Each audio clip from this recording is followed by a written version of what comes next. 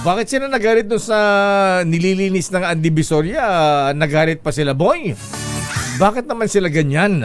Aris number 29, Boy Gonzales Dumagoso, please come in. Lakay, mabuti na lamang daw isarado yung pintuan ng driver.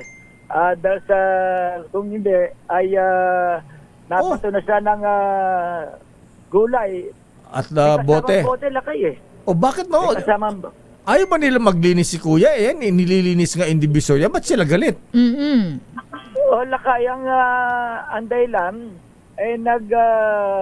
nagwawalis na lang ng mga basura, ang mga taga-DPS. Ay, siyempre, yung mga naipong basura, ibabakho yan, lakay, ilalagay sa truck. Yung mga nakatambak.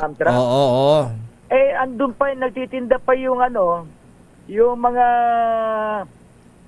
vendors hindi makapaghakot ng maayos itong Driver.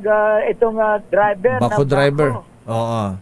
Nagalit lakay at sabi ng mga taga DPS na street sweeper, kaya tumawag na sila ng pulis, pinagbabato yung driver ng bako.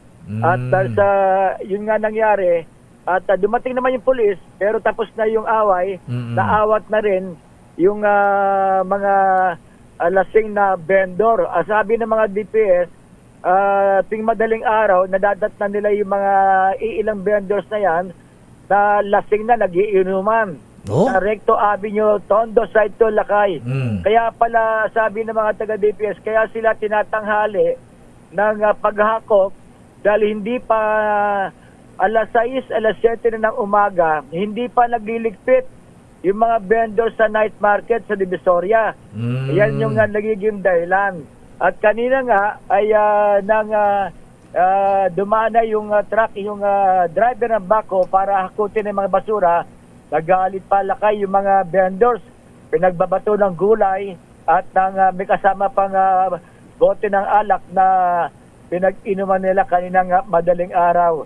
At ayon sa mga taga-DPS, sana maging ting umaga lakay, sana daw, maaga silang magligpit para pagdating ng alas 6 na umaga ay malinis na yung kahabaan ng Divisoria. Teka muna, boy. Diyan ba sa Divisoria, sino ba ang barangay kapitan dyan? Sino ba ang administrator dyan? Dapat sila ang nag-aayos niyan. Dapat kung hanggang alas 6 lang, alas 5 yung mga vendors dyan, paalisin na, ha? At kung anong oras yung tamang hakot ng basura, dapat may schedule. Dapat lakay, pulis talaga ang nagpapaklear dito sa Divisoria pagdating ng alas 4. Pero dapat may nagmamanage dyan, boy. Sino nagtitimon dyan? Yung barangay kapitan ba o may administrator ba ng Divisoria? Dapat yan ang mga siwa. Dapat yan, katuwang ng mga pulis ang Divisoria. Ang mga barangay chairman, judge, marami kasing barangay lakay bakit?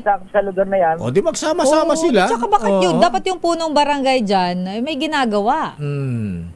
Mukhang yun ang problema. Mukhang sabi ng mga taga-DPS, lagi na lang gano'n. Kaya di sila makapag-akot na maayos dito sa Divisoria.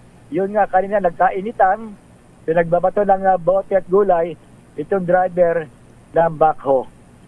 Ito si Boy Gonzales para sa DCRS, una sa Pilipinas, una sa Pilipino.